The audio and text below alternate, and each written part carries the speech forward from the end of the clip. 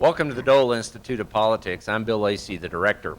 For those of you who come to our programs normally, you're probably looking at me and wondering, where is the student welcome tonight? Because we always begin every program we do at the Dole Institute of Politics with a welcome by a member of the Student Advisory Board. Well, this is the one program every semester that we don't do that at. And it's because it's the Student Advisory Board program, and because they have crafted the program, selected the guests, are running the program. That means the rest of us don't really have all that much to do tonight. So I get to come out and greet you, say a few words, tell you a little bit about the Dole Institute and what's going on, and then turn it over to our Student Advisory Board Coordinator, Alex Montgomery. Let me begin by thanking you all for coming out for this very important topic tonight. I would ask all of you right now to please turn off your cell phones. Questions and answers, we will have Q&A session at the end of the discussion tonight. The Q&A is run here the way we always do it. If you have a question, please raise your hand. A student with a cordless microphone will be by to give you the opportunity to ask your question. Please ask only one direct, short question. No filibustering allowed. If you have any problems hearing, or you need assistance in that, if the sound doesn't sound right to you, the volume doesn't sound right, please hold up your hand and someone will come to your assistance. Let me tell you real quickly about a couple of upcoming programs. Dave Helling, our fall's semester fellow, will be concluding his study group tomorrow afternoon, or Wednesday afternoon, I should say, at 4 p.m. Next week on the 19th, Mark McKinnon, who represents the group No Labels, will be talking about bipartisanship, the importance of trying to find common ground in Washington, D.C., and kind of what happens in the wake of the elections last week. We have an incredible program coming up on Sunday, November 23rd, with Richard Norton Smith, who has finally completed, after a 14-year effort, an 800-page plus biography of former Vice President and New York Governor Nelson Rockefeller. And Richard and I will be discussing that. That will be a fascinating program. Richard's book is probably the single most important political biography of this year, so you don't want to miss that. And also coming up in December, the 11th and the 12th, is our post-election conference, which we hold every year after there is an election. And it's really one of the most fascinating and fun programs we do here at the Dole Institute. So we hope you can come out for that as well. When I took over the Dole Institute, now it's hard to believe it's been over 10 years ago, one of the things I really strive to do that we're all very, very proud of here, is create a student culture at the Dole Institute. We wanted to create a place where students could come and be part of what was going on, feel comfortable with that, learn a lot, hear both sides of a lot of critical issues, and as anybody on our Student Advisory Board can tell you, eat pretty good too, right, guys? Yeah. So we've really worked hard at doing that, and we have a tremendous Student Advisory Board, and I want to ask every member of our Student Advisory Board to please stand up and be recognized at this point.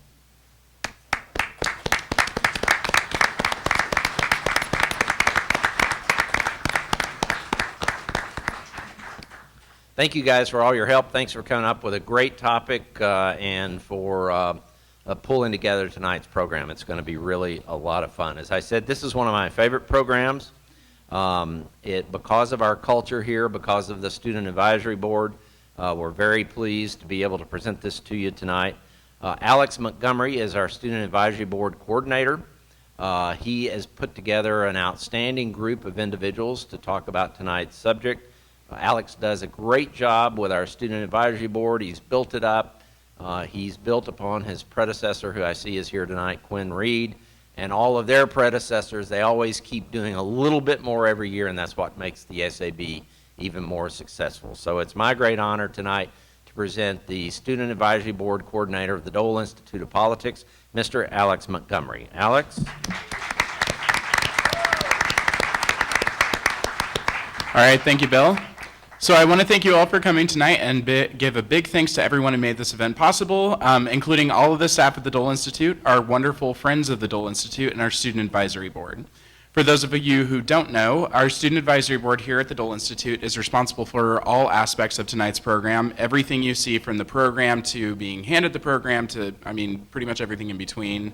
That was put together by myself, the Dole Institute, Student Advisory Board, and some of our staff here. So big thanks to them. And our Student Advisory Board is made up of students from all different walks of life at the university, all different majors, all different years. And it's a great opportunity for KU students to get acquainted with all of the operations here at the Dole Institute. If you're interested in taking part in the Dole Institute Student Advisory Board, come to our next meeting on December 2nd at 5:30 p.m. right here at the Dole Institute, and we'll get you clued into some of those fantastic opportunities and some of the other incentives that we offer our students. Tonight's program will consist of some discussion between our panelists, followed by a section where we invite all of our guests here tonight to ask questions of our panelists.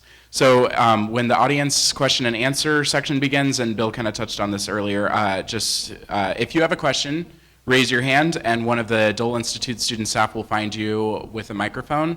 Once again, we just ask you to keep it to one concise question and specify whether you'd like to address the group as a whole or one specific member of the panel. So tonight, without further ado, I'd like to start out by introducing our guests for the evening. On my far left, we have Charles Huth, Sergeant of the Missouri Police Department and President of the National Law Enforcement Training Center. Next to him is Dorthy Pennington, Associate Professor of African and African American Studies and Communication Studies here at the university. To my right, closest to me, we have Ron Miller, who's the former Topeka Chief of Police and current nominee for U.S. Marshal. And to his right is Pedro Irigonegaray, which I have recently learned how to pronounce, attorney at Irigonegaray and Associates. So please join me in welcoming our fantastic guests for the evening.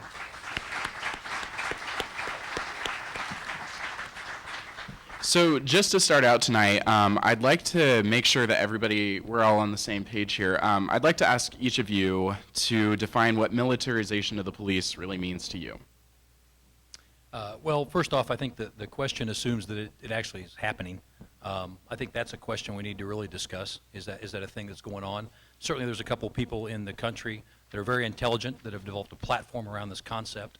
The military and the police, two distinctly different service organizations with two distinctly different missions, and I think sometimes we get bogged down in the hyperbole around this concept. Again, I do think the discussion's important, but I think we need to really drill down into it a little deeper to determine if it's actually really even occurring, and that's what I would say. I think there's a distinction between militarism and community policing, and so I see sort of a blurring of those lines now. And the techniques, the tactics, the way that they do law enforcement are very similar. And I think that started a lot with the war on drugs or the war on terror, so that the police officers and law enforcement agencies had to, I think, adopt more militaristic tactics with more combat in the contact zone, as I would say. I think that the term militarization is based on the perception that what we see more now than we used to are police officers in paramilitary equipment.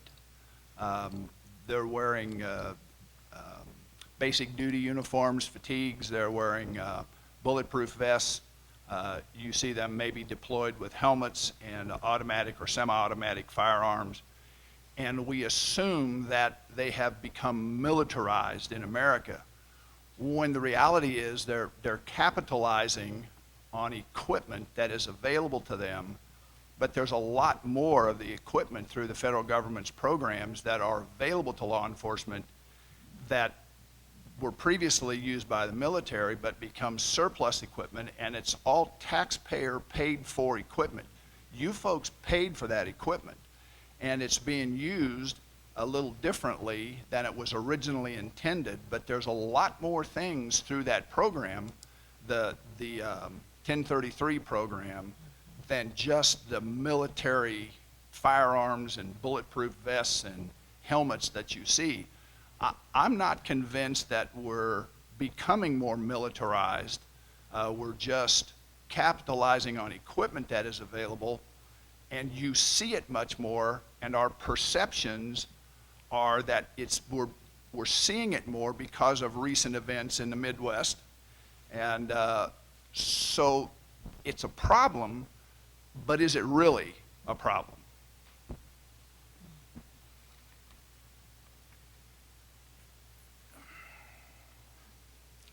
it is a problem. It's a problem that's particularly real to the African American community, to the Latin American community. And the reality of it is manifested in the following ways.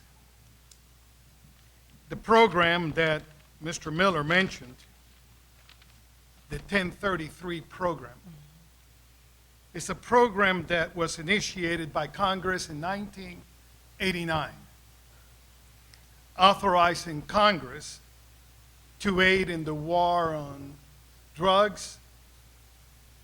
And that program has resulted just between 2006 and September of 2014 in the following military material being provided to law enforcement agencies across the country. 79,288 assault rifles, 205 grenade launchers, 11,959 bayonets, 3,972 combat knives, $124 million in night vision equipment and night vision sighting telescopes, 479 bomb detonating robots, 50 airplanes, including 27 cargo transports, 422 helicopters, and over $3.6 million in camouflage gear. The top categories by cost to the Department of Transportation: $699 million in vehicles, $343 million in aircraft, $182 million in communication and detection, $52 million in clothing, $44 million in construction costs, $42 million in fire control, $40 million in weapons, $39 million in electrical wires, $30 in medical equipment, $33 million in tractors. Now, why a police department needs a grenade launcher is beyond me. Why they need some of the equipment is beyond me. The argument is that those that are criminals are better arms at times than the police, and that's true. But the answer is not to further arm America. The answer is not to make our cities more dangerous. The answer is to come up with intelligent gun control so that we avoid the constant increase in the weaponizing of our nation. So to suggest that the United States is not creating a military atmosphere in our police departments, I think is disingenuous. So kind of jumping off of that, I'd like to hear from the professionals here from the law enforcement side. When we're seeing these technologies being deployed to local police stations, what is the justification behind this? What function does it serve, and kind of what have we seen it help to benefit in local communities? And either of you can start. Well, first off, my department in the last 10 years that I've overseen what you would call the SWAT component has received exactly $0 and none of the equipment that my colleague mentioned. I do understand there are a lot of numbers floating around out there, but I never do see the sources for that type of stuff. I like to see those sources. So I'm sure the Department of Justice is the one that prints those sources, and I have them available for you. If you like. I would love to see them, sir, just for my edification. Yeah, so. no, I have them. And certainly not to deny that that program exists and it is in use. I think the benefit for the community is this. We deploy tactical elements in context-specific scenarios, meaning that in our department, our protocol states that if there is a heightened sense of jeopardy around a certain job or a warrant execution. So there's something that the normal police officer on the street might not be best equipped to handle safely. And that's not just in regard to their safety, but also the safety of the community members, at large, communities are going into. We would deploy specialized equipment. My team would then go in and serve possibly a warrant, high-risk search warrant where there's presence of weapons have been verified or suspected. Certainly, again, the benefit to the community, and I've invited the national media in with our team, embedded them with our team. They've went with us on search warrant raids. They've talked to community members. Most of my clients is African Americans. The culture that we police downtown, most of the area there is African Americans. And what they found was they were completely satisfied with the level of service we were providing them. They felt safer because of our presence. But again, that is based on our community-centric viewpoint. The tactics, the uniforms don't define the officers. That's just equipment that we wear in specific circumstances. The fact that we recognize the humanity of the people we deal with and we have regard for their personhood is what defines our level of service. Keep in mind there are over 17,000 law enforcement agencies in the United States of America. They are, 80% of them have less than 25 sworn officers. The vast majority of them do not have any of this equipment. There are some departments that have some of this equipment. All of those police departments are under local control. They are all controlled by local elected officials, or they are controlled by persons who are appointed by the local elected officials, but the local elected officials or the state officials all respond to the electorate. The program, as Mr. Irigonegaray pointed out accurately, was created by Congress. It's not something that the law enforcement agencies are delving into through some misdirection. That it's clearly a federal government established program. One of the things that we should probably establish right away is there is a study on this that was put out by the ACLU that is called, quote, "War Comes Home," end quote. And I have read that study cover to cover. We actually have it on the table here with us tonight. You would do well to read that.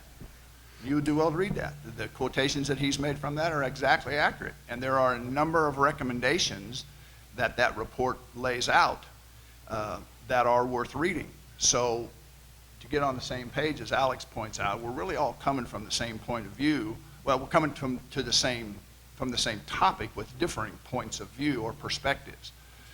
So the vast majority of law enforcement agencies don't have all of these things that have been made available. Now, whether they should have been made available or not made available is a point for discussion. Whether we're going to launch into a discussion of gun control is not the purpose of tonight's discussion. That's a whole nother issue.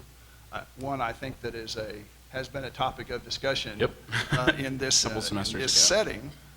But the reality is the law is what the law is. Laws are different in different places. Gun control is a hot topic. Police departments, law enforcement agencies, if you will, because we don't want to exclude the sheriff's offices and the state police and the highway patrol and that sort of thing. So law enforcement agencies all have to respond to what the law is. We are not the judicial branch of government. We are not the legislative branch of government. We don't dole out punishment and we don't make laws. We enforce the laws that are presented to us, and we refer people or enter them into the criminal justice process through the judicial system. Now, I'd be the first to admit that the perspective that some parts of our nation have and the perspective of other parts of our nation are completely different, depending on where you police and what the citizenry is that lives there. And it has to be an issue for the police, for the law enforcement agencies, to communicate with their community through community policing, through partnerships, through civilian education. People need to see this equipment. What does your local law enforcement agency have? Go ask them. You need to see this. We don't have, I say we, both Kansas City, Kansas, where I was the chief for 6 years, and Topeka, where I was the chief for 8 years, has very little of this equipment. Some, yes, but has very little of this equipment. So the issue is, what are we doing to police our communities, and not so much the equipment that we have, because most agencies don't have this stuff. Some do, some of the bigger departments do, but most of them do not have all of this stuff. And that they do have may be a rescue vehicle that is heavy enough to, maybe it's an armored personnel vehicle, but it can also be driven through flood water to rescue people who are in floods and are used for emergency management. Or perhaps they're bullet-resistant vests or helmets, and they're not grenade launchers and weaponized drones and all of those kind of things. Most law enforcement agencies don't have that equipment, and I think that's important for us to know. Any response from the other two panelists? No, please. Yeah, I think we're also dealing with an issue of perception and image and public relations management too.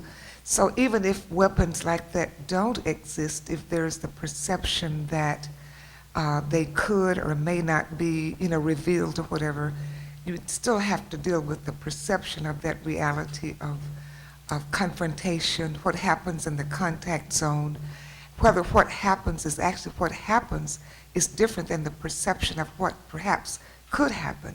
So you have to understand that the perception plays a big part in human behavior, how we react. Anything else? What distinguishes law enforcement in our society from all other authorities is the right to use force against citizens. Now think about that. People like my friend Ron, and I call him my friend because he is my friend. I've known Ron for years. I've sued him for police brutality. Not me personally. But he is my friend. And that's the wonderful thing about our American judicial system. We can go to court to resolve issues and walk away as friends. It's what makes the American democracy the great democracy which it is. It's our judicial system. But we have deemed it appropriate to give people like Ron and you, sir, You can call me Chip, Pedro. thanks, Chip, Absolutely. and Chip, the right to pull out a revolver and kill a citizen. Now think about that. That's a huge responsibility. And we do it for our safety. Chip, Ron, these are heroes to us. Whenever there's a problem, we pick up the phone. In an emergency, you don't call a lawyer. You don't call someone who's a professor at the at the university. You call the police department because we want them to be there for us. So I'm not here to criticize globally what they do. Quite the contrary. But I am here to suggest that positive changes can be made. An African American is killed by police departments across this country every 28 hours. The perception of a youth in East St. Louis regarding law enforcement is a lot different than East Lawrence. We need to start looking at police departments in a way that has to be more progressive. There has to be a realization that police and community need to go hand in hand. We look at Ferguson, Missouri. At the time of the last blow up the Ferguson Police Department, a relatively small department consisting of 53 law enforcement officers, had at least 5 of those officers involved in civil actions for violation of civil rights laws, and 1 additional officer who had been fired from his previous job for excessive use of force was hired by the Ferguson Police Department.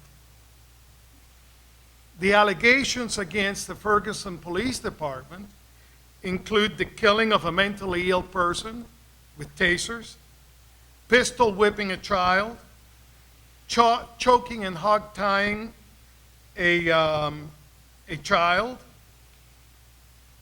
beating a man later charged with destroying city property because he got his blood on their uniforms.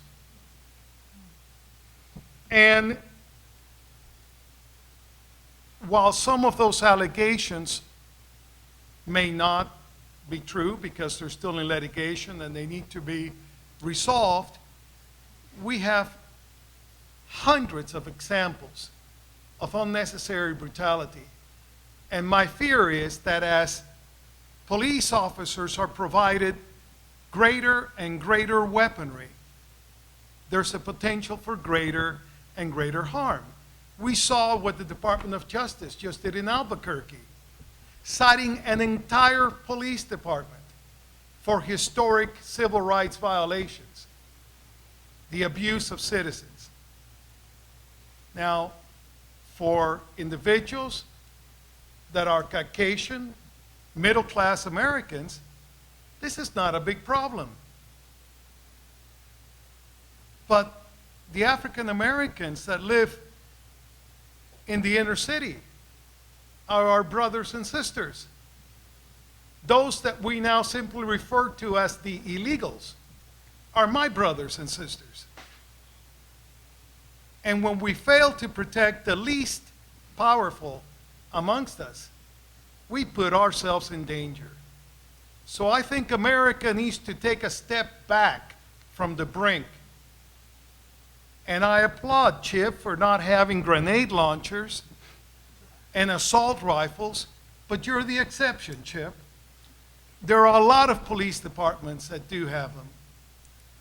And I think that while policing is essential, we've got to make it easier for you to do your job.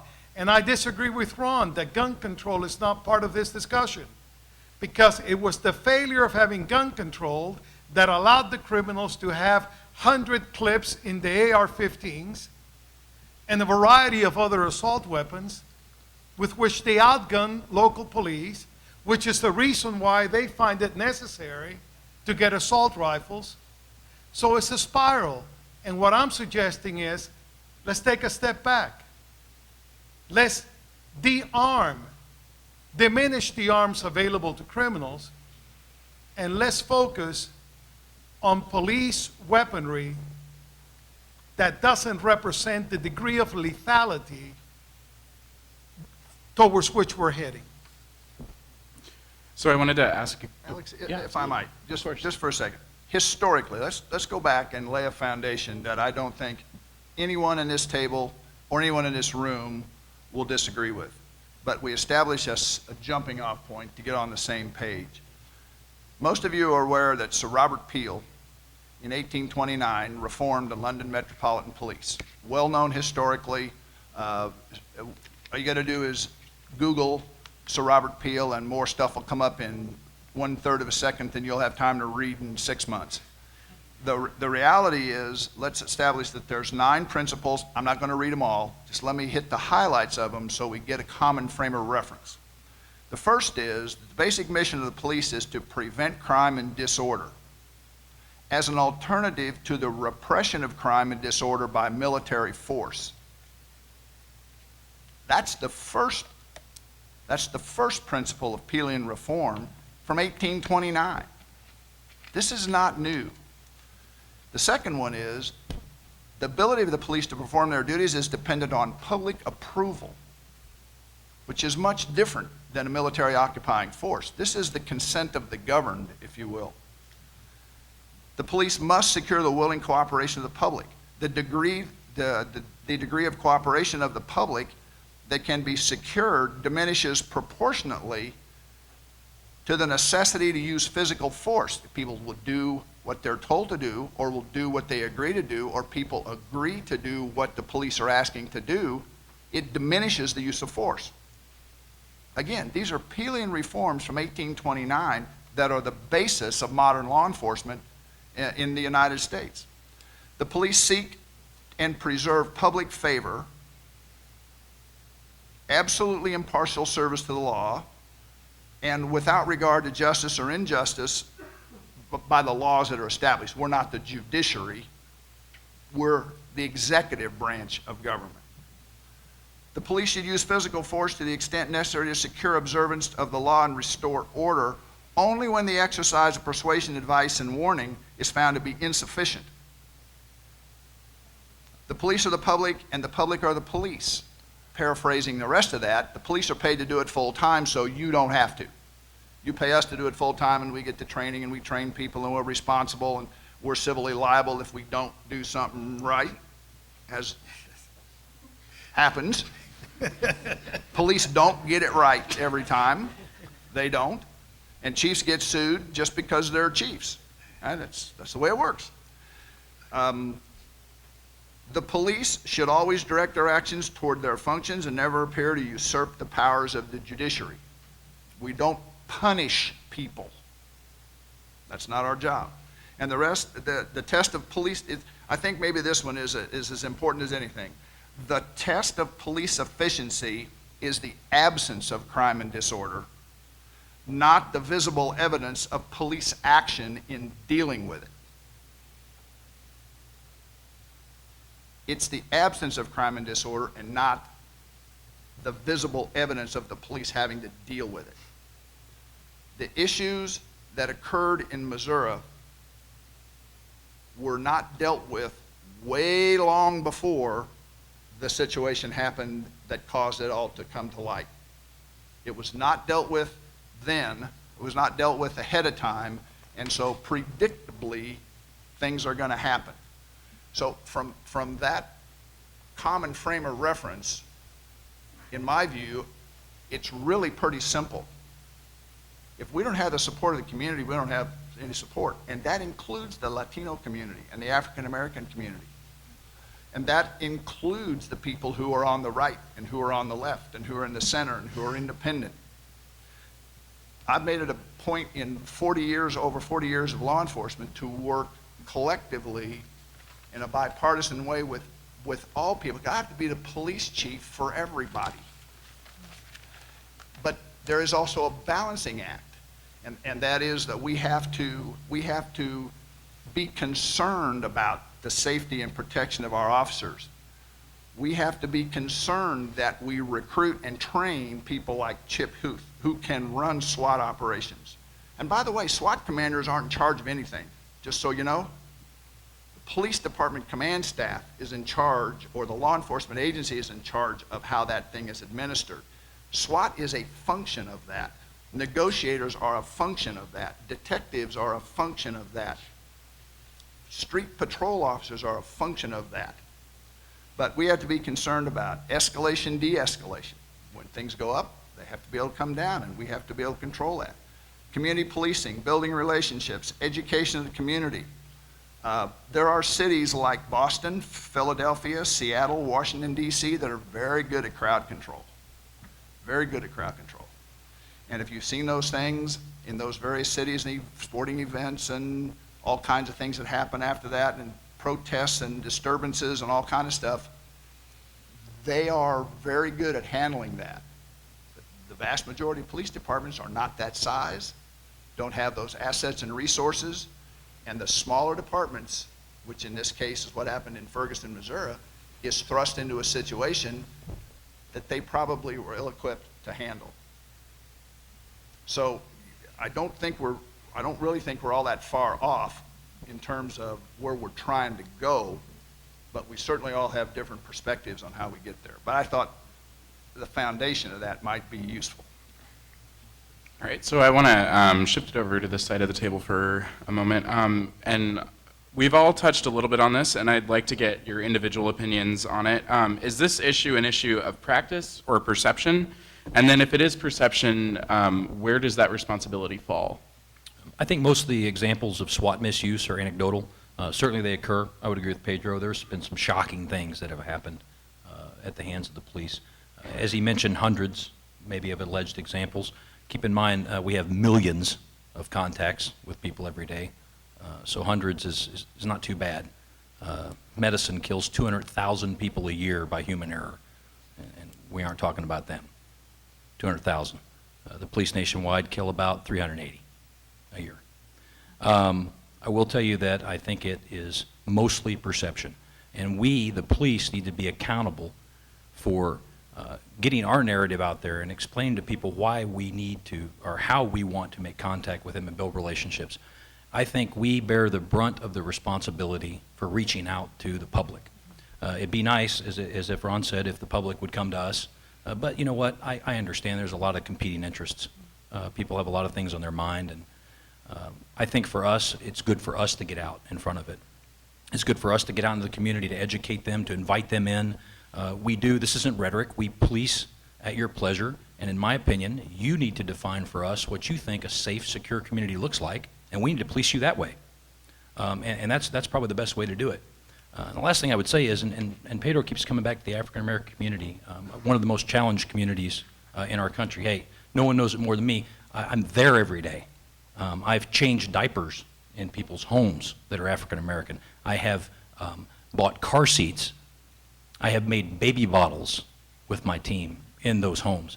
No one knows more than me that those folks are challenged. I've also witnessed drugs practically destroy their culture in the inner city while people stand by and talk about, well, the police have too many bullets in their guns.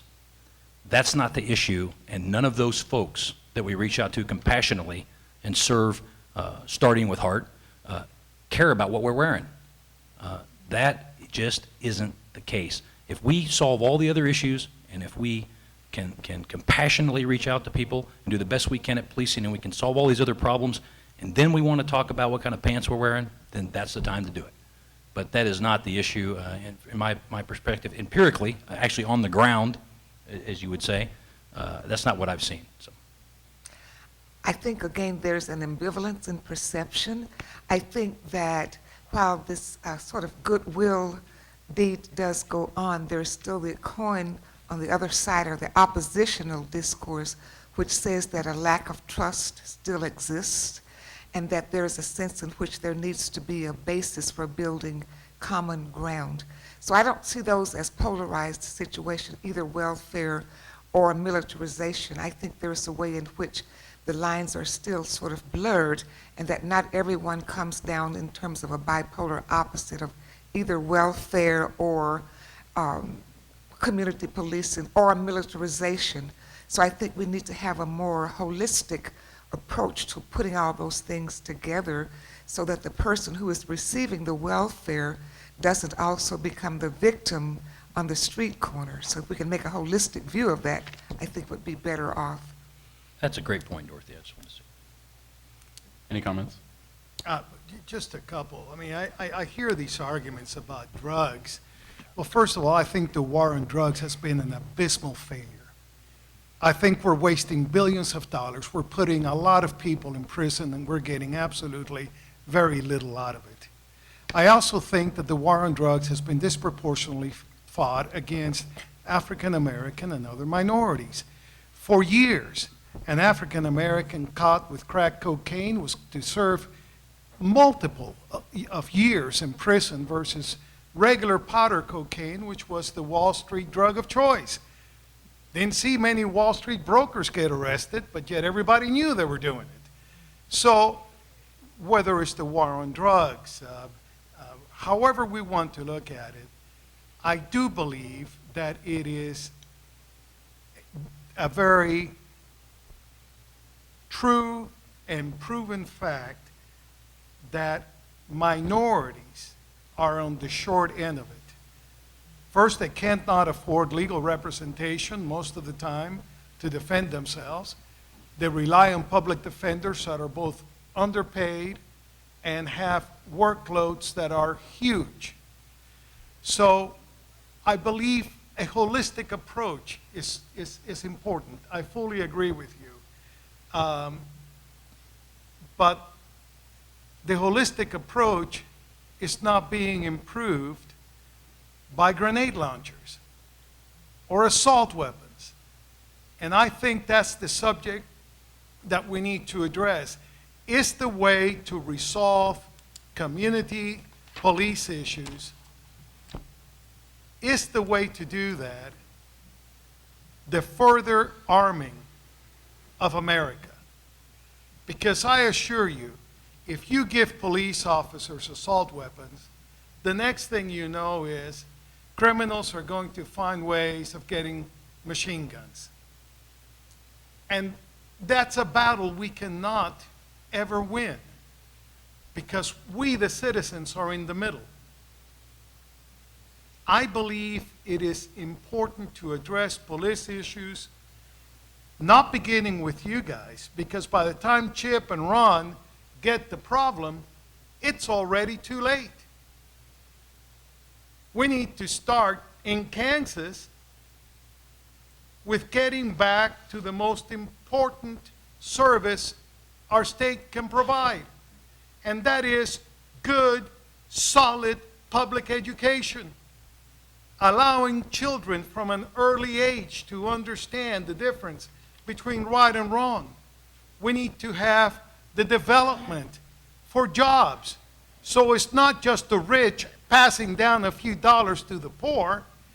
We need to have those type of things available so that the potential for crime decreases.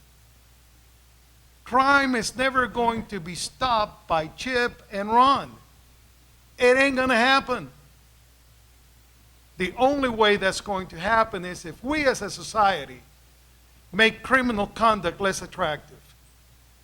And in order to do that, we have to change our priorities. But I suggest to you that the path that we're heading down in the greater militarization of our police departments is as wrong-headed as the war on drugs. We need to be smart about this.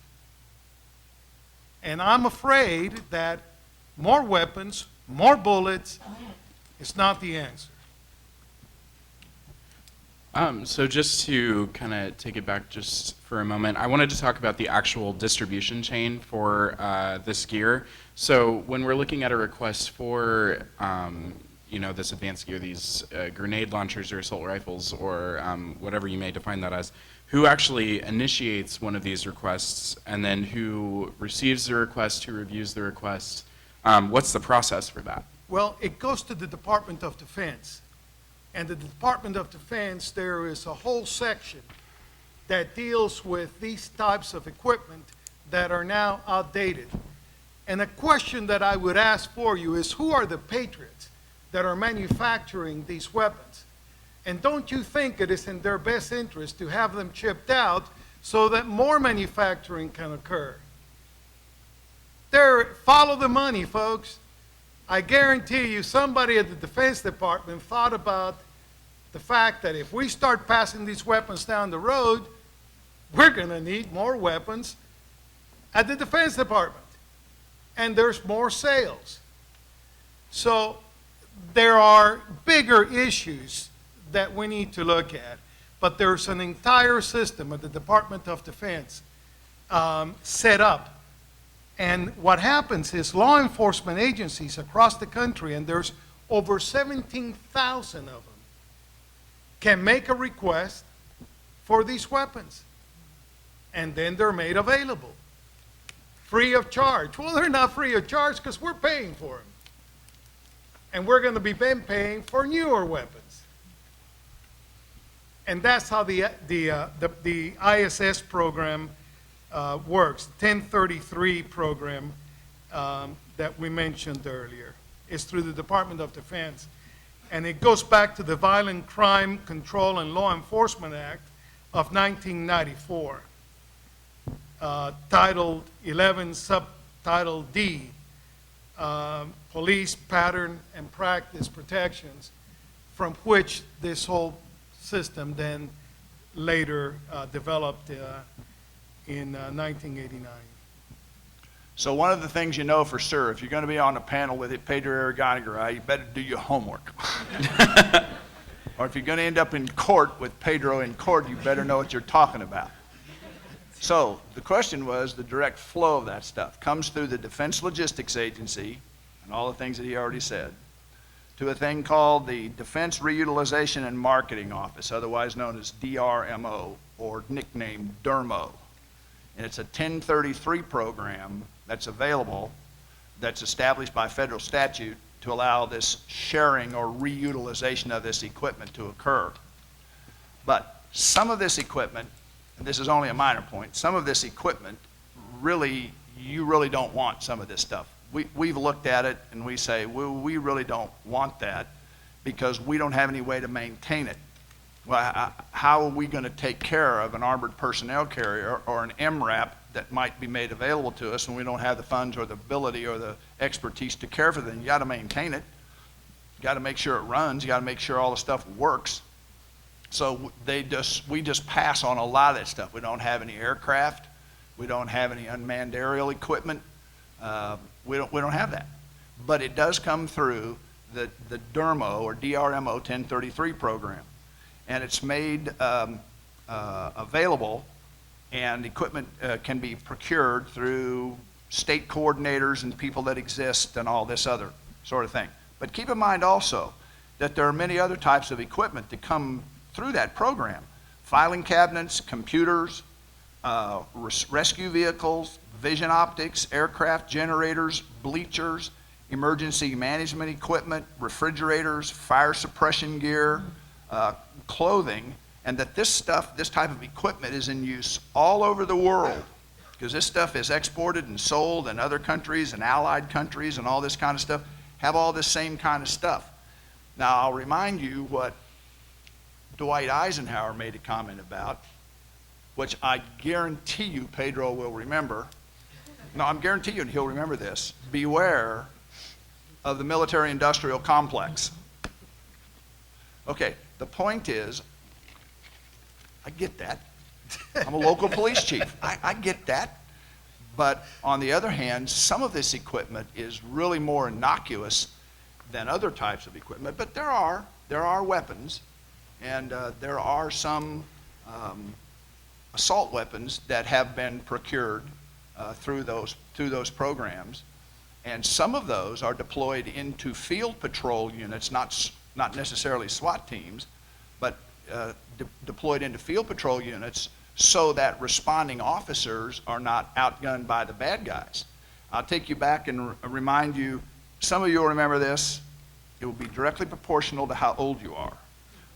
The Texas Tower Sniper. The law enforcement agencies were completely helpless in dealing with that guy that got up in the Texas Tower and assassinated people basically from a sniper's perch. Completely unable to respond to that. Now, this is an off-the-cuff question that Chip does not know is coming, but the longer I talk, the more he's got time to get warned. If that were to happen today, are there tactics to deal with that kind of a situation?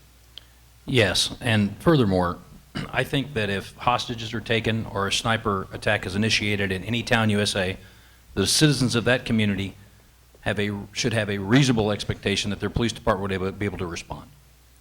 If some of this military equipment that's outdated, again, that's outside of our influence, it's outdated sitting on a back lot somewhere in a DOD facility, I'd rather have it sitting on a back lot somewhere in any town USA in the event that it's needed. Maybe we pull it out for parades, and then we pull it out if we have a sniper incident. But to answer your question is yes, we have the equipment, we have the training in place to handle that situation.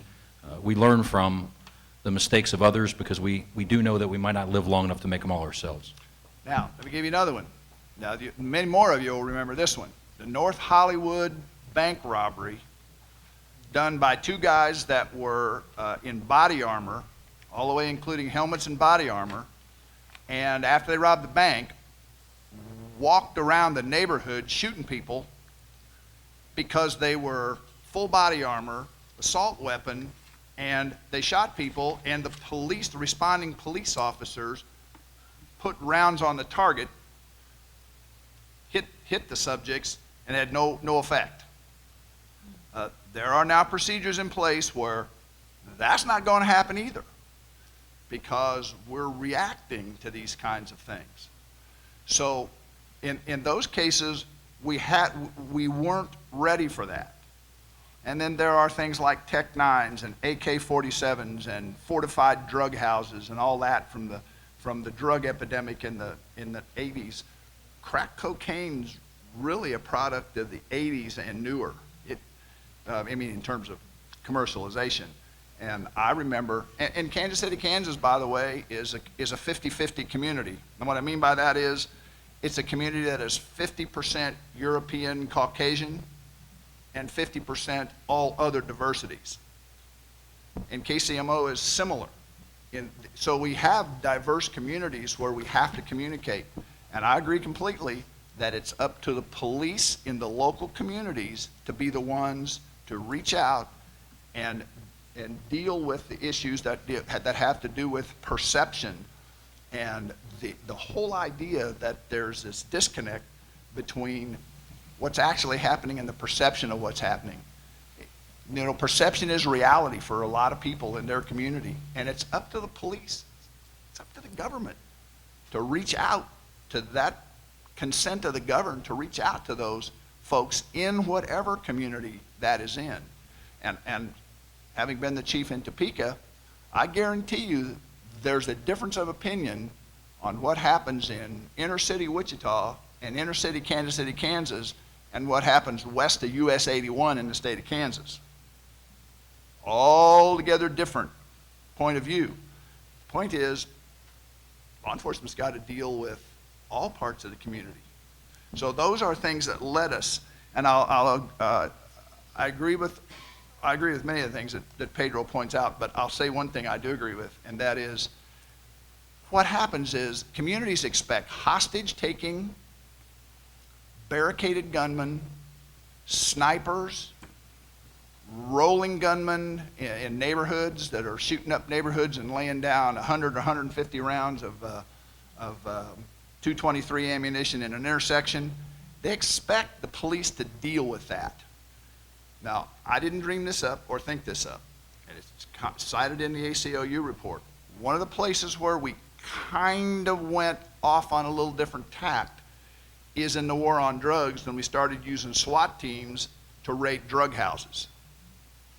And when that happened, then that just added to the responsibilities and the training and the needed equipment and all that kind of thing. There's been some discussion in law enforcement circles that we probably need to look at that. Another area where that happens is this warrior mentality, cited in the ACLU report. You need to read this report if you're really interested in this topic. We need to be less, warrior mentality is designed for officers to survive. More than 100 police officers a year get killed in the United States. A warrior mentality is a state of mind where they're prepared and they're doing their job and they're capable of carrying out heroic acts. But maybe what we need to think about is less warrior mentality and more guardian mentality, where we are the appointed guardians of the community. No less important, but a little different training tact. Now, there's a whole lot of internal stuff in the police departments we don't have time to get into, and I don't even want to go that direction unless you've got a lot of time. But the reality is, there are some things that law enforcement needs to do different. I sat in a meeting with John Belmar, who is the chief of the St. Louis County Police, not Ferguson, the St. Louis County Police, and dissected a lot of the things that happened in Ferguson, Missouri. Sat right there all day and listened to what those folks had to say. There are a few things, you'll be happy to know, there are a few things they would do way different if they had that all to do over again.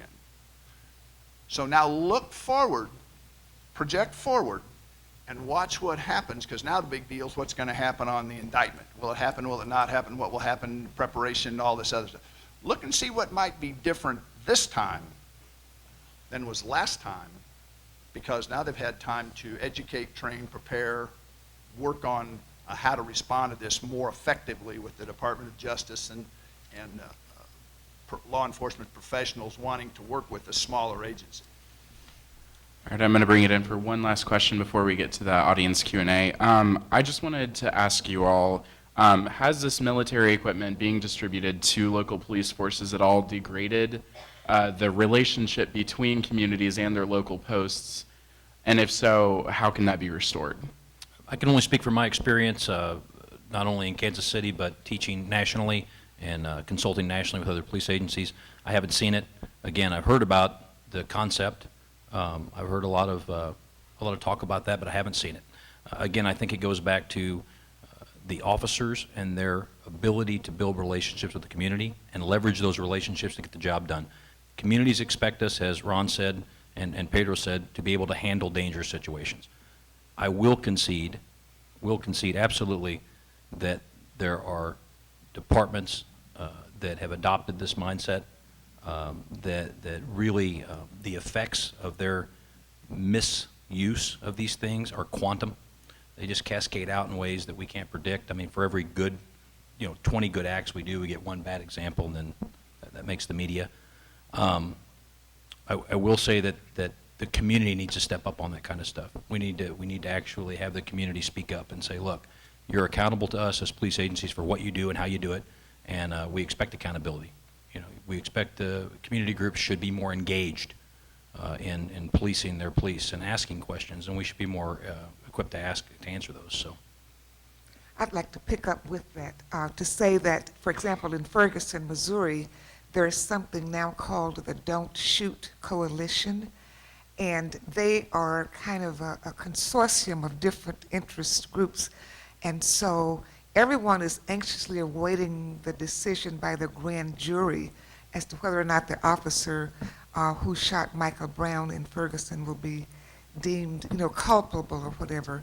So, but I think this Don't Shoot Coalition is prepared to do something sort of ironic or a paradox of sort. So the latest news reports say that they want to de-escalate violence, but to escalate the activism.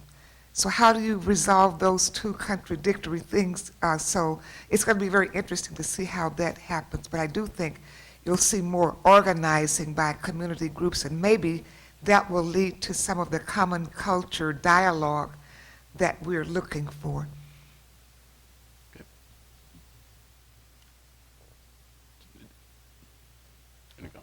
I've talked too much. I'd love to hear from both of you and your opinions on this. No, go ahead. Well, it depends on your perspective. Has it chilled the relationship between the police? That depends if you've ever been on the business end of an AR-15 with a guy coming through the door that's kicking in the door on a SWAT raid that's a drug house. Or you're in the minority community and there's an inordinately high number of police officers or people that seems like they're in a community all the time. Has it chilled that relationship?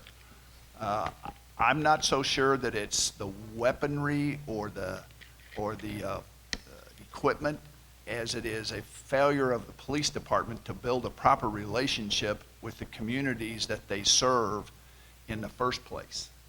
And in Kansas City, there is a Baptist ministers union that is mostly African American ministers, and these are very influential people who literally, with the wave of a hand or a look, can calm a crowd of 25 people that I'm not going to get to talking to them for an hour. And if that Baptist ministers union doesn't understand what we're doing, whose fault is that? That would be like our fault. That they don't really understand what we're doing. So the perception is exactly right. How do we de-escalate that? Well, I guarantee you that we're not We're going to de-escalate a problem by a big show of force of police officers for about 10 minutes. And then later it's going to pop up somewhere else, and we're not getting to the root cause of the problem. And the root cause of the problem is communication with the community and the different perspectives that people have based on their education, based on their socioeconomic status, based on what they see or perceive the criminal justice system to be doing. So I don't know that it's the flow of the equipment that's the problem, as it is so much the tactics. It's really not about the equipment, it's about the leadership of policing a democratic society with 17,000 law enforcement agencies. Oh, by the way, and in the United States, there's no national set of standards on how you have to operate. There's no national program on that says you have to have this qualifications to be elected sheriff in your county. The only thing you have to do to get elected sheriff in the United States of America generally is have a college education, don't have a felony conviction, have a high school diploma, don't have a felony conviction, and get one more vote than the other guy. So, and they bring in a mindset of how things are supposed to be done. And there's this divergent opinion among 17,000 plus law enforcement agencies and 250,000 law enforcement officers. I'm still not sure it's the equipment. I'm thinking it's the leadership and the community engagement with whatever community you are appointed or elected to police.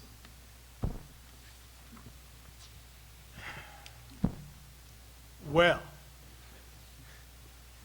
what have we learned here tonight? What do we take away from this? Sadly, society doesn't remember much. I'm going to mention two names. And I would like everyone in this audience who remembers those two names and the significance to Lawrence of those two names, just to raise your hands. Rick Tiger Dowell and Harry Nicholas Rice. Raise your hand. I see a hand. I see 2, 3, 4 hands. Maybe 5. 6. Look how many of us there are here. In the year 1970, the year that I started law school, I saw race riots in Lawrence.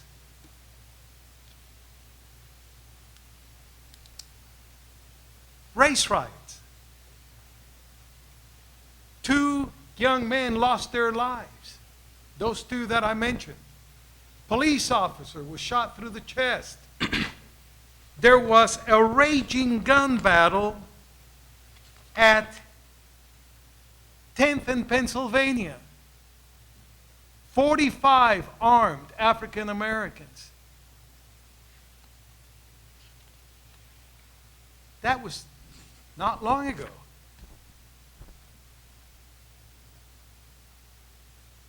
We need to do better at remembering. For if we don't, we're going to repeat the same mistakes again and again and again. I urge you to read this document by the ACLU. It's called War Comes Home, the Excessive Militarization of American Policing. It was put out in June 2014, and I too have read it cover to cover. It's a powerful expose of what's happening in our police department across the country. When I started my comments earlier this evening, I referred to law enforcement officers as our heroes. Not unlike our military, my dear friend Kevin Benson, who's here from the armed forces, we send these individuals to the very worst situations. But those situations need to be somehow made better, not by them. By the time they get there, it's too late. But by us as a society. We need to put pressure on public officials for better education, for fair taxation, so that we have an opportunity to have a better educated populace, children that are fed. 50,000 kids go to bed hungry every night in Kansas. No wonder we have crime. And crime can lead to desperation, and then you have weapons that are everywhere. Because the National Rifle Association, with its immense political power, has all of these politicians on a string where they can't even suggest what these police officers have been asking for years. We have more control on the sale of a car than we do an AR-15. So let's be smart about this problem. Let's make it easier for them to police. Because they are our heroes, the men and women that wear those uniforms. But this is not the way to do it. This is not the way to do it. We're smarter, we're wiser, and we can make a difference, but we must act together. Vote. All right, with that, I'd like to open it up to audience question and answer. Let me do one thing real fast. Take 1 minute. Wait a minute. I had the last word. I know. Yeah, that's what you said in court, too. Except he was right. Okay, so the ACLU report, there's some things in there law enforcement disagrees with. That won't surprise any of you. There's some things in there that I think are kind of inflammatory that I don't think serve any useful purpose. But let me say this. The report makes some suggestions that are really pretty good. I'll hit them real fast. Coming from the perspective that the community is not the enemy. Safety should be a priority. Training on equipment, clear law enforcement agency policies, proportional response to whatever the situation is. Use of body-worn cameras, another hot topic in America today, police officers and body-worn cameras. Deployment reports, when SWAT teams deploy, that they fill out deployment reports, that there's a complaint process, that if somebody is involved in a SWAT operation and they make a complaint against the police, that should be a serious complaint. That local government oversight of SWAT teams, which already exists. There's some other ones in there that we don't agree with, but there are some things in that report that most law enforcement agencies do not disagree with. So I just wanted to throw that out before you went to questions. All right, Christina, do you have a question back there? All right. Thank you guys for coming tonight. It's been a really interesting program so far. The Economist recently published a stat that said that in Britain, in the latest year available, there were 0 deaths by police officers. In Japan, there were 0 deaths in the latest year by police officers. And in Germany, there were only 8 deaths, whereas in the United States, there were over 400 deaths by police officers in the latest year. Obviously, the circumstances are different in those different countries, but I'm wondering if you can talk about things we can learn from the international police efforts. I will say that the international police come to us for advice quite often. Their culture is the big thing that drives that. We do have a culture here. You can see it in allegory. Anywhere you go, the movies, what kind of movies people go to in America, you know, what's the TV shows they're attracted to. We do have a culture of violence in America that is unique, I think, to America, and that does contribute to our rate of violence. I will say that 400 people killed by the police, considering we have millions of contacts, whilst very, very significant to those individuals, statistically it doesn't make a big bump when you look at the opportunities in high-risk situations. Also, I want to make sure that you folks understand, speaking from my experience, I want you to think about these numbers. In the last decade, of leading my squad, we've served over 2,500 high-risk search warrants. In the previous 4-year period, we've seized more drugs, guns, made more felony arrests than in the preceding 10-year period, while reducing community complaints by 100%. That's not one single community complaint. And we've shot exactly no one. And I attribute that to the use of our tactics. Anyone else on that question? Okay. I'd like to thank all the panelists for their views and comments. I'd like the 2 members from law enforcement to answer this. In Hollywood, we see things like, oh, you can grab a guy on the shoulder and he'll become unconscious. If you've watched Star Trek, you've seen that one. That doesn't exist. We do have non-lethal force technologies. We have batons, we have tasers. I'd like for the members of law enforcement to discuss what non-lethal technologies and equipment are out in the police force today, and when is the officer told to go from the non-lethal to the lethal level? Thank you. First, that's not represented on a continuum. I mean, it looks that way. You can think about it that way. It seems clean to go from this level of force to this level, but it doesn't work out that way. The police officer responds in context with a reasonable option, not necessarily the least intrusive option, but a reasonable option given the totality of the circumstances. We do have less lethal munitions, so you're looking at everything from bean bags to 37 millimeter R1 projectiles. They're non-flexible batons that hit people and can sometimes persuade them to drop knives and things like that.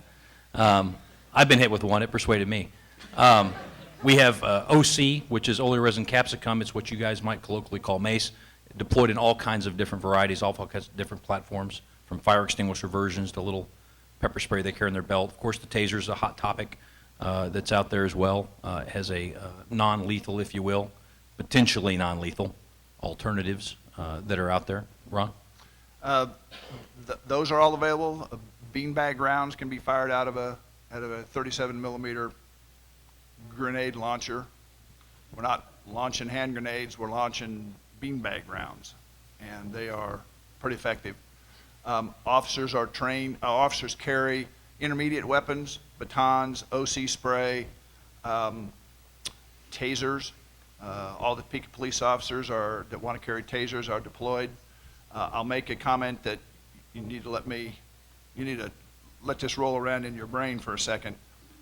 After Rodney King, you can't get a police officer to use a baton in America today. Think about that a minute. After Rodney King, you can't get a police officer to use a baton in America today. Every police officer in Topeka and in Kansas City's got a baton.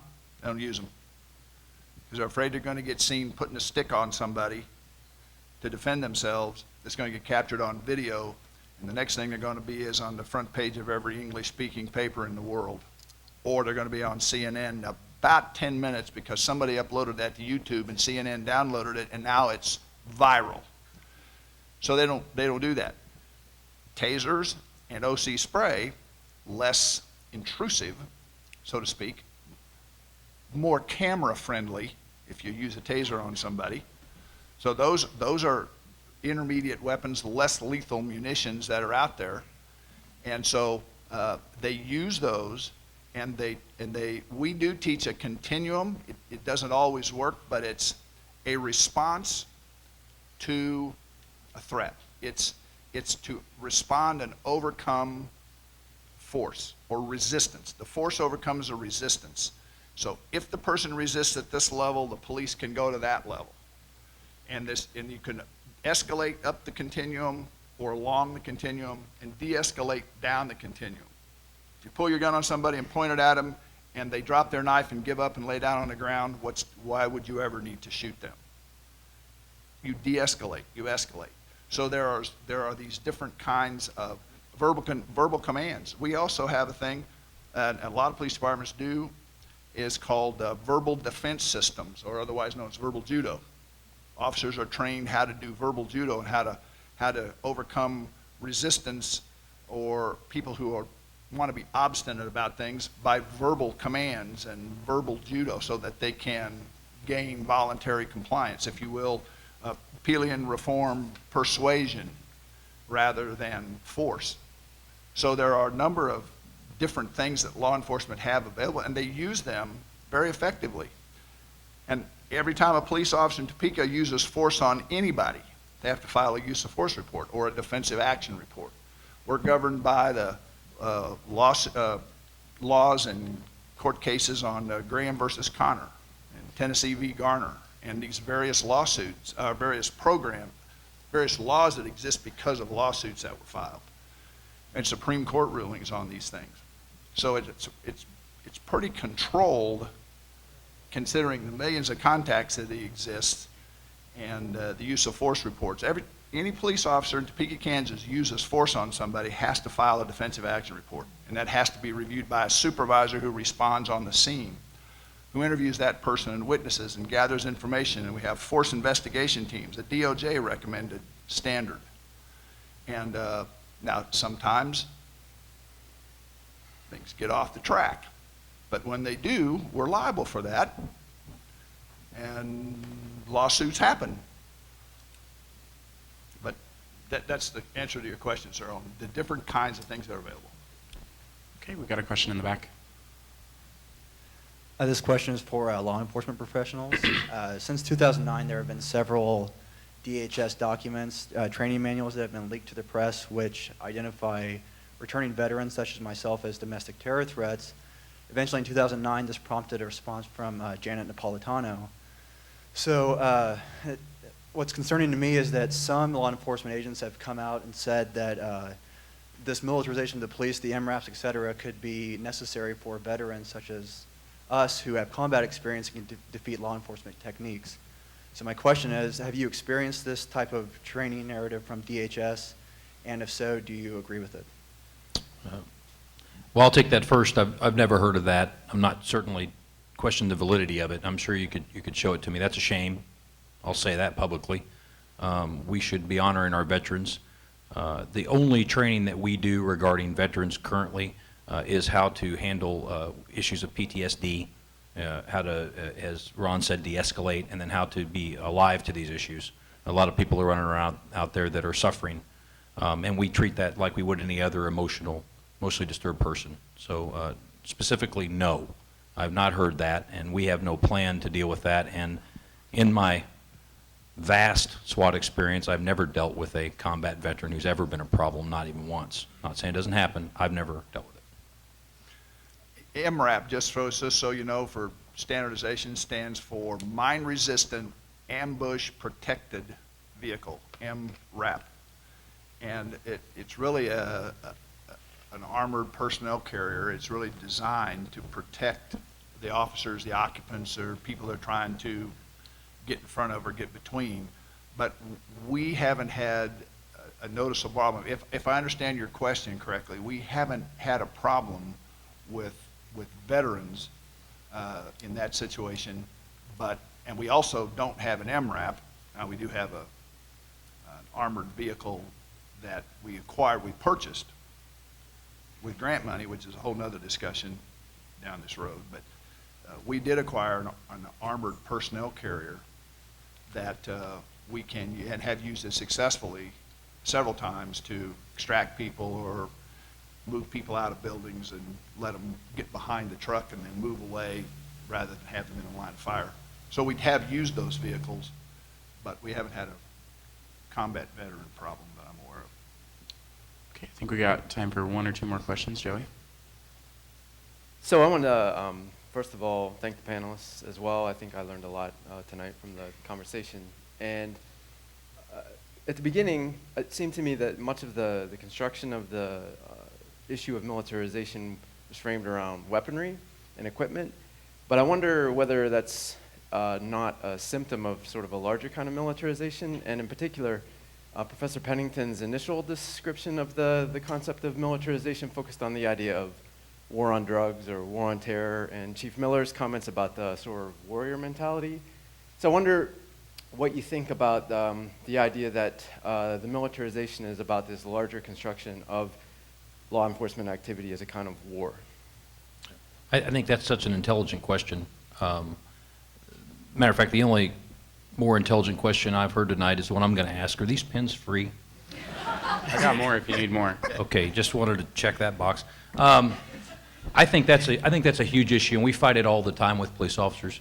All the marketing that's done to police for tactical equipment and everything from sunglasses to gloves, they really market this in a way that leads police officers down the road of inviting them to think about themselves in this guise of a soldier, and we fight it all the time. I think that is a much bigger problem than the equipment, and that's something that we constantly have to address, is reminding them, look, even returning veterans that might serve with us, hey, this is that job and this is this job. And this job is being responsive to the community, and we're there to help, there to serve and protect. Police officers are in a unique position. The Constitution exists, now most of you probably know this, but most people I talk to don't. It exists to protect the people from the government, right? And we are government agents, but we swear an oath to uphold the Constitution. We're right in the middle of it.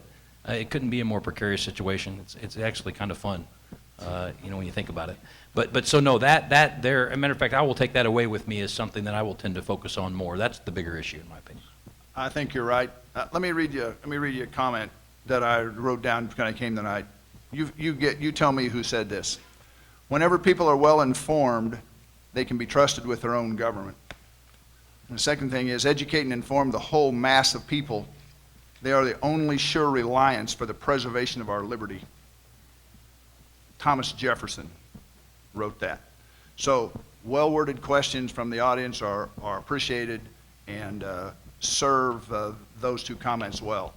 The other point is, we have to guard against the warrior mind. There are a whole series of training programs out there that are available on the market for the warrior mentality and all this kind of thing. And we have to recruit people from the community to be police officers.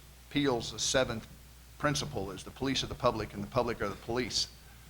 We have to recruit people from the community that want to become police officers, and when a community looks in the mirror, it should see itself on the faces of its police officers. So we need a diverse group of people. We have to attract them to that profession. But the problem that I have seen in the last 20 or more years is we can get candidates, but there are other people out there that we would really like to have that aren't going to be police officers. So, some will, but some won't. Most don't. And so we have to train them, we have to educate them, we have to deprogram some of the things that happen that Chip and I know that occur in the law enforcement, the subculture and all the things that happen and all those kind of things. We have to deal with that. It is a problem. It is a problem that has to be dealt with, but it's not necessarily new. You remember back in the day, you saw police officers sometimes wearing black wrist gloves. They wore black gloves that only came up to their wrist, and they wore them with their short sleeve shirts. See, Chip's smiling over there. See, he's the sergeant in charge of the SWAT team, and I'm the chief, meaning I got to figure out a way to deal with this. And all law enforcement agencies had that problem. Now, why were they wearing those gloves? Because they might come in contact with somebody that's infected with something. I have two words for that, and they're not let's dance. No, we're not wearing black wrist gloves with our short sleeve shirts and wear our sunglasses that wrap around and then stop cars in the minority community wearing your wraparound sunglasses and your black wrist gloves. I'm sure you're happy to hear that. Yeah. Well, and I'm laughing because of how ridiculous it looked. It's stupid. It's stupid. But that's up to us to deal with that. That's the point. So we have to guard against that kind of thinking. Okay, I got time for one more question if there's one in the back there. Howdy, thanks. I just wanted to bring up something that was incredibly timely, came out in the New York Times today. And one of the big perceptions that, everybody talks, it's a perception of the police. there's this thing called civil asset forfeiture where you take innocent people that are never charged, never convicted, never arrested, and rob them on the street. And state-sponsored piracy does not give you a beneficial view in the community. And so if you want people to look at the police and trust them with guns, body armor, and armored vehicles, maybe the first thing you should do is respect the Constitution. I'd love for the lawyer to explain to me how private property rights in the Constitution have fallen so far. I am so glad you raised that issue, because in the last 12 months, I have had approximately 5 of those cases. Someone's driving down I-70 with tags from Arkansas. Highway Patrol pulls them over, initiates a search of the vehicle, finds $5,000 in cash. They confiscate the cash, and then it's up to the citizen to establish reason why those funds should be returned. And I've been involved in those cases, and I find it very disturbing, because the assumption is made that the funds are illegal, and the burden of proof shifts to the owner to establish a legitimate interest. And these funds then are used for a variety of purposes by law enforcement agencies. It's out of control. And it's not just in Kansas, but it's throughout the country. But particularly with Colorado decriminalizing marijuana, counties across the border, east, have set up rather elaborate process through which they stop vehicles. One is putting up signs that says canines in the next mile. Well, you're driving down the road, you're 19 years old, you've got a quarter ounce of pot in your car. What are you going to do? You're going to take the first exit. And there they are. I think that we can have better policing than that. But the only reason they get away with it is because we don't have a strong enough legislative branch to be intelligent about crime. I constantly hear politicians saying, I'm going to be tough on crime. Well, but shouldn't the degree of intelligence be commensurate with the toughness? I think that that's no longer the issue. It's the appearance of toughness. Not a wise way for us to police. And while it is true that in Topeka, if one violates, or in any city across this country, the civil rights of a citizen by using a baton, and unfortunately, Chip, I disagree, or you, Ron, batons are regularly used. Ask just about any person living in an African neighborhood, and they'll tell you they see more batons than you care to imagine. The point is that we have to, in order to be safe, make society safe. And society is not going to be made safer by more and more and more police, and by more and more and more weapons. We have to be smarter about this. And the question regarding the militarization, there is this mentality in the police department which is them against us. Not long ago, I represented an 18-year-old in Wichita that went to 2 police officers to report a crime. While in his vehicle, he was shot through the chest, left paralyzed from the nipples down as an 18-year-old. And what happened? The police initiated an investigation against him for aggravated assault,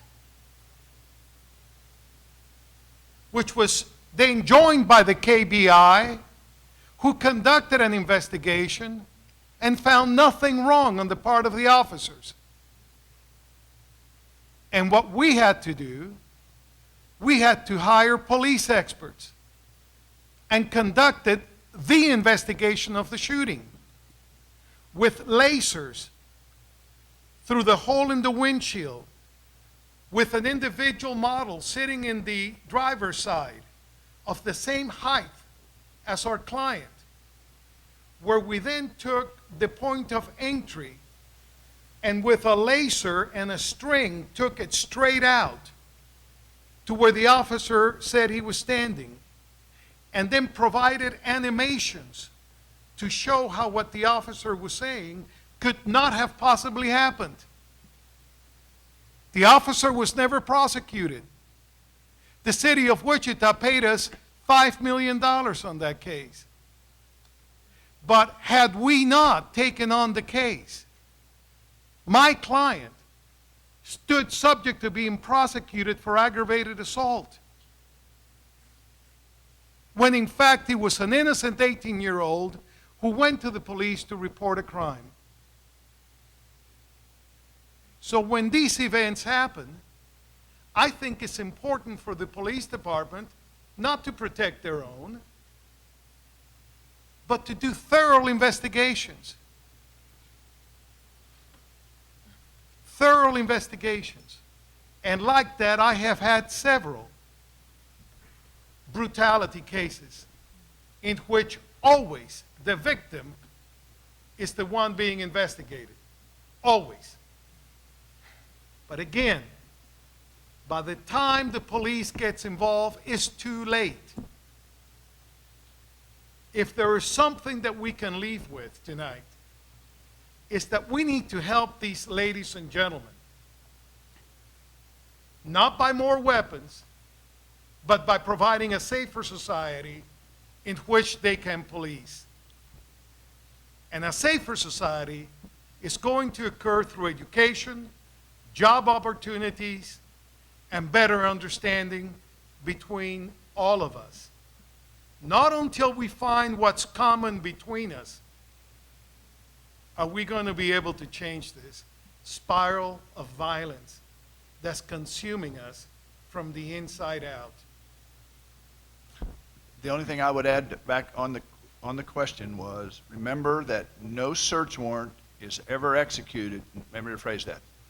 No police department SWAT team enters a house on a search warrant execution without a search warrant that was approved by a judge in advance, that had a prosecuting attorney involved in obtaining the search warrant. So it doesn't eliminate the issue. It's not the police that just do this automatically. They have to gain the cooperation and approval of a prosecuting attorney, and then that prosecuting attorney has to take that to a district court judge or federal judge if it's a federal search warrant.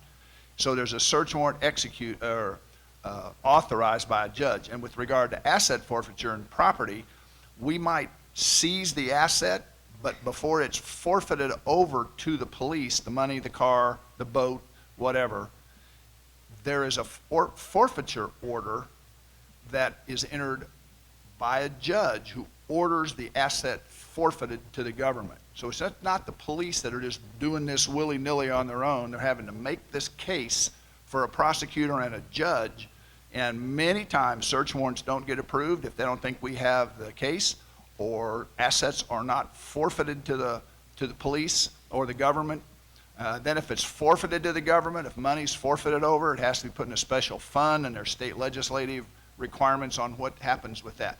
That does not dispute the principle or philosophy that Pedro's talking about, but there are some nuts and bolts requirements in there that the police just don't do this willy-nilly. You got to have approval and pass constitutional muster according to the judge. Any other comments? All right, well, please help me welcome or thank our guests.